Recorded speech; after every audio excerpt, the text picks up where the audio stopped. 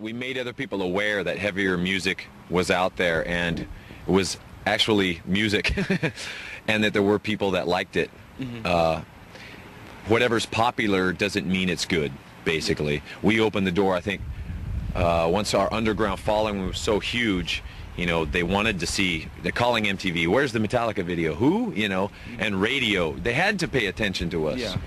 And it opened all these doors for grunge stuff, you know. It was more accepted on, you know, now you can't watch TV without seeing a commercial with some, you know, aggressive music in it. That's true. You know, 10 years ago, I would have flipped out to hear, you know, even if it was just Aerosmith or some kind of rock on the, anything on the TV. But now it's so acceptable, and that's if we've helped open the door, that's fine.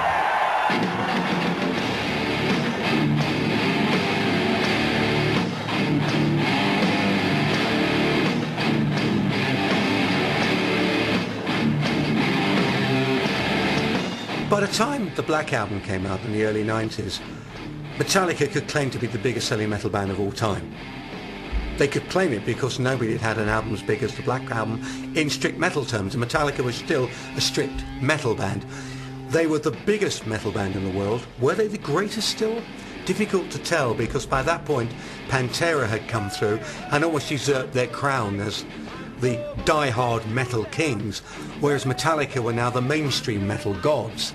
So there was a difference of opinion, and a lot of Metallica fans felt while the Black Album in its own right was a very strong record, it signified the end of their reign as the true masters of the craft, and they'd been overtaken by the time. I mean, in some ways were in a dip, at least in terms of artistic and creative force. They were the best band, period, in their glory days. Even up to the Black Album, I'd still say they were one of the best bands around. In less than a decade, they had risen from the underground beginnings in the clubs of San Francisco to a position where the world lay at their feet.